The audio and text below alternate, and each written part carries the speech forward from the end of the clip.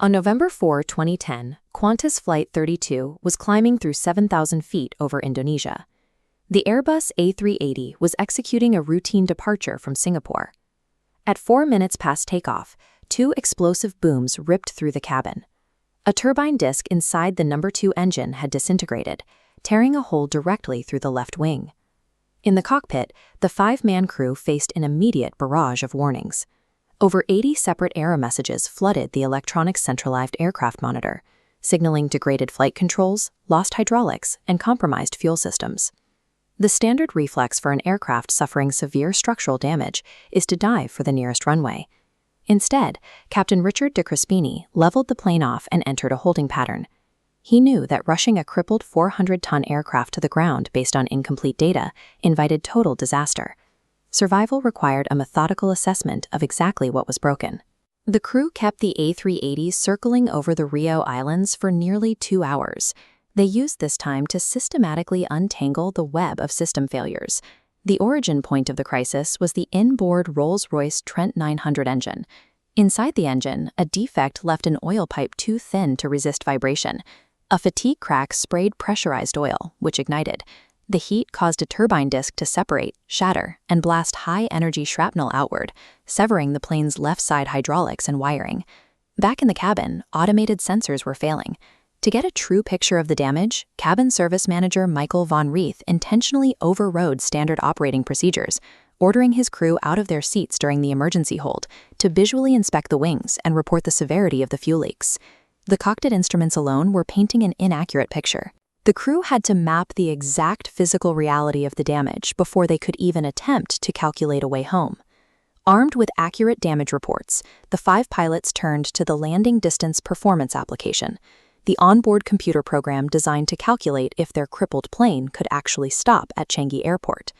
The inputs were grim: fuel transfer systems shredded, couldn't dump weight, 50 tons overweight, anti-lock brakes knocked out.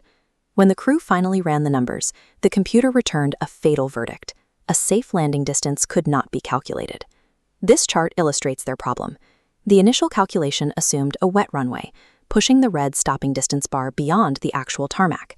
Knowing Singapore was dry, pilots manually deleted the wet input. The updated yellow bar projected a razor-thin margin, exactly 100 meters remaining. Blindly trusting the automated output would have left them without options. Human intuition filtering the raw data produced the only survivable equation. To execute that math, the crew initiated their final descent. They were coming in 35 knots faster than a normal approach, relying on a gravity drop mechanism to force the landing gear into place. The A380 hit the tarmac heavy and fast.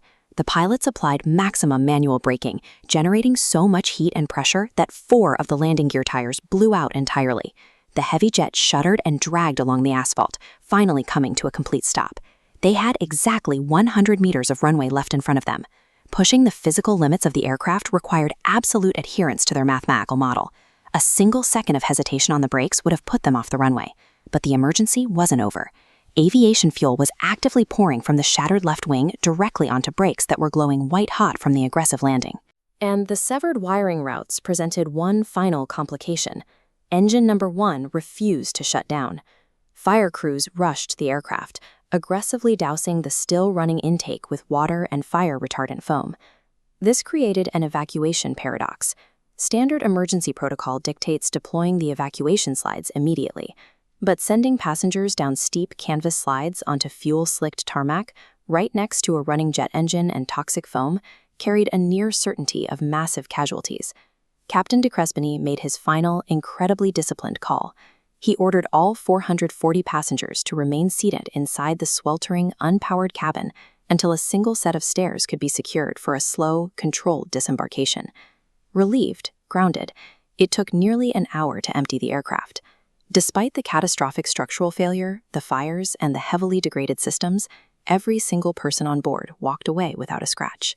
QS 32 stands as a case study in resilience, proving that surviving a cascading mechanical disaster depends on a crew's ability to synthesize conflicting data and exert methodical control over an environment designed to induce panic.